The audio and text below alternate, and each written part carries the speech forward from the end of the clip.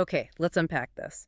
We are at the very end of Alan Paton's Cry, The Beloved Country, a truly monumental book. Absolutely. We're diving into those final chapters today, chapters 31 through 36. Right, the climax and the aftermath.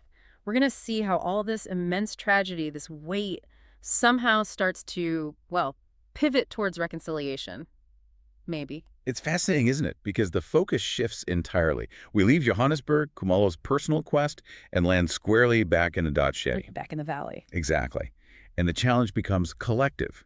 It's about resurrecting a community that's just broken. So our mission, if you will, for this deep dive is really to look at that unexpected path. How do Khumalo and James Jarvis, these two fathers tied together by murder, how do they navigate grief? And how do they sort of forge this very local, very specific path towards something resembling hope? It's not grand policy. It's right there on the ground. Yeah, and it starts with that collision you mentioned, personal sorrow meeting public devastation. Khumalo's back. He's brought Absalom's wife, the young boy. But he's returning to, well, disaster, drought, ruined land. And hanging over everything is the knowledge that his own son, Absalom, is going to die. It's just crushing. And the homecoming scene itself, in chapters 30 and 31, really sets up this core contrast, doesn't it? How so? Well, spiritually, Kumal gets this incredible lift. The community, the women singing this hymn of thanksgiving, it's powerful. There's this outpouring of, like, collective comfort for him, for their pastor. Yes, it suggests the heart of the tribe is still there, still beating, even faintly. But then you look around. And the physical reality is stark. The land is, as Peyton says, wasted. Maize is stunted, the stream's dry. People are literally crying for rain, facing starvation. And Khumalo, being Khumalo, immediately tries to find a solution within the existing structures, right? He goes to the black leadership. He does, and this is where Peyton delivers this really sharp critique. He turns to the chief, the headmaster. And finds nothing. Exactly. They're utterly disempowered. The chief is just perplexed, ruling a pitiful kingdom, completely sidelined by the larger system. And the headmaster. All theory, no practice. Right, he's got his academic schemes of work, but the school gardens are dead. Peyton shows us pretty brutally that theory and traditional authority mean nothing when the basics, land, water, are gone. The only real wisdom he finds isn't from power. It's from his friend, isn't it? That insight about suffering. That's such a key moment. It's about endurance. The friend says something like, faith isn't about escaping suffering. It's about learning how to bear it. Our Lord suffered. Not to save us from suffering, Yeah. but to teach us how to bear suffering. It's this kind of stoic dignity, acknowledging the pain but focusing on the response. And just as he's absorbing that, processing it, boom, the catalyst for actual change just walks into his hut. The small white boy, Arthur Jarvis's son, James Jarvis's grandson. Yeah. Full of this, like, innocent curiosity, riding his little horse, wanting to learn Zulu words. Amanzi, water, Ikaya, house. He's the new generation, completely untouched by all the baggage, just reaching out naturally. And the sheer devastation of Ndutsheni just crystallizes in this simple, childlike request. He asks for milk. Cold milk from the fridge. And Khumalo has to explain, well, there's no fridge, there's no milk. Not in the whole valley. And the boy asks, what did the children do? And Khumalo's answer, it's just shattering in its simplicity. They die, my child. Some of them are dying now. Wow. That one sentence cuts through all the failed politics, all the useless schemes, and lands right where it needs to. With the one person who actually can do something, James Jarvis. It's that direct personal connection that sparks the first real action, isn't it? Chapter 31. Jarvis doesn't form a committee. No, he sends milk immediately, through Khumalo's friend.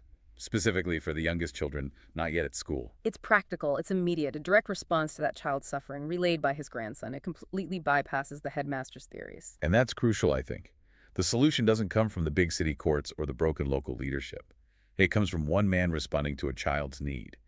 Grace through, well, practical help. But just as that little flicker of hope appears, the personal tragedy slams back down. Ugh, yes, Mr. Carmichael's letter.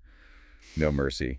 Absalom will be hanged on the 15th, it's confirmed. Finality of it, cold, factual. And Absalom's own note.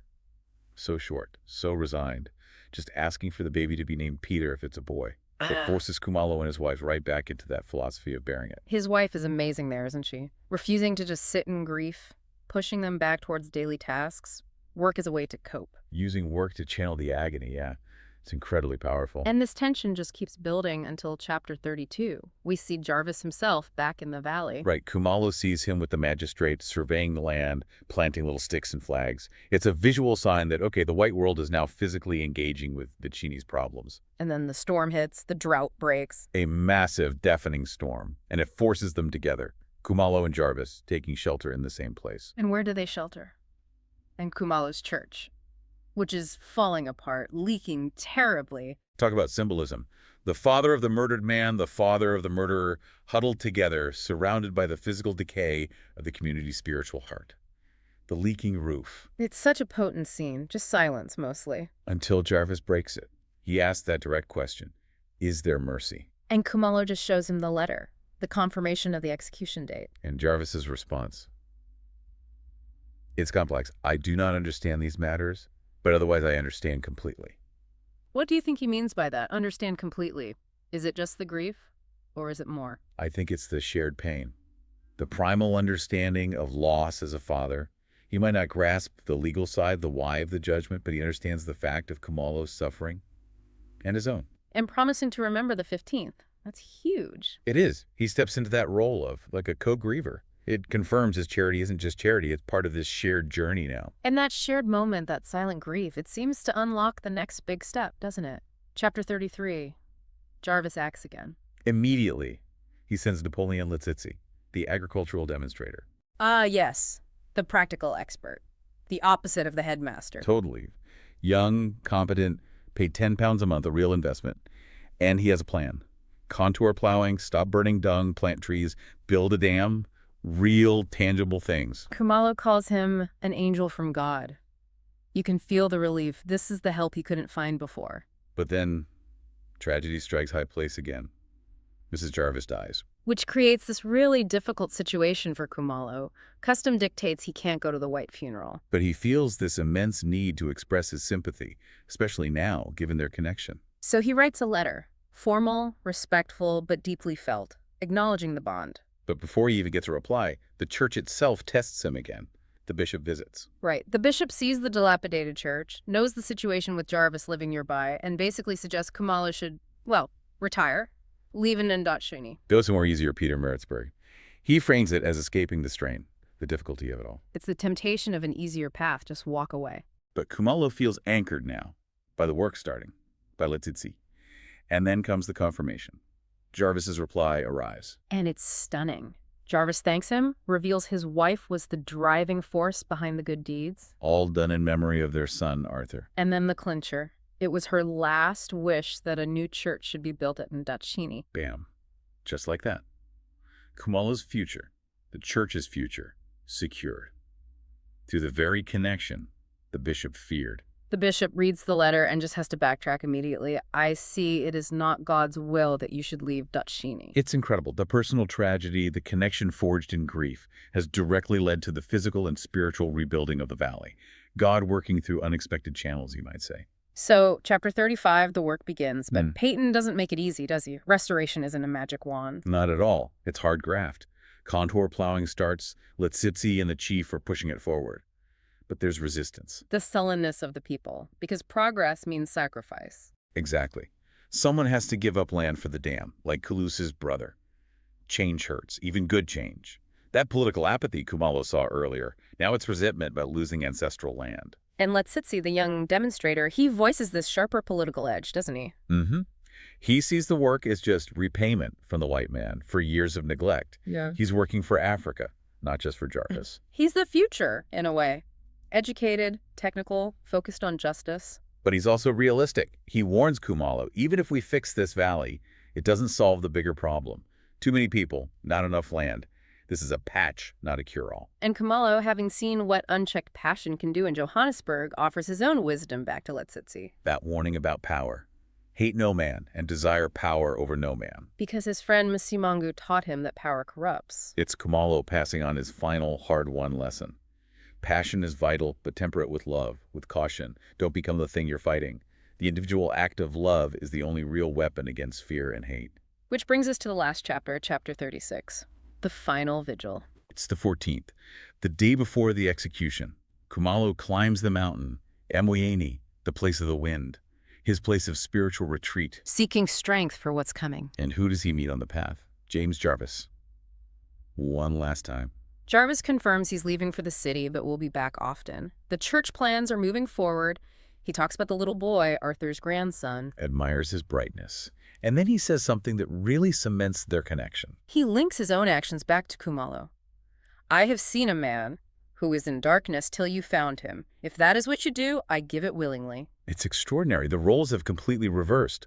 Jarvis now sees Khumalo as the one who led him out of the darkness after Arthur's murder. Wow, just wow. Rinaldo spends the night up there alone, praying, confessing his own failings, the small lies, that moment of temptation. Cleansing his soul. And giving thanks. From Msemgu, Father Vincent, Mrs. Levyman, and for Jarvis's transformation, preparing himself. Until dawn breaks on the 15th, the hour of execution. He eats the simple food his wife packed, watches the sun rise over the valley. And Peyton makes this crucial distinction, doesn't he, between two kinds of dawn. Yes, the physical dawn comes, reliable, certain, bringing literal light to Endacheni. The land is being reborn physically.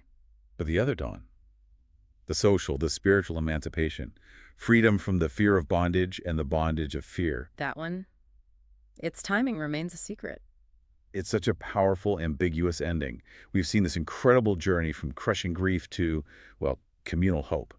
These two fathers, bound by violence, chose grace. And their connection, born of tragedy, literally rebuilt a valley. It moved beyond courtrooms and laws into something moral.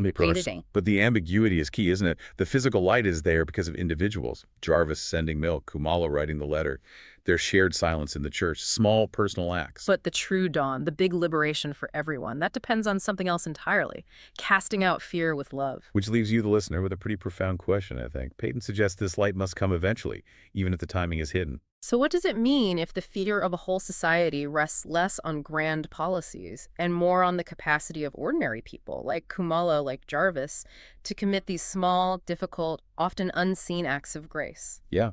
What does that mean for us today? That may be the secret still waiting to be fully understood.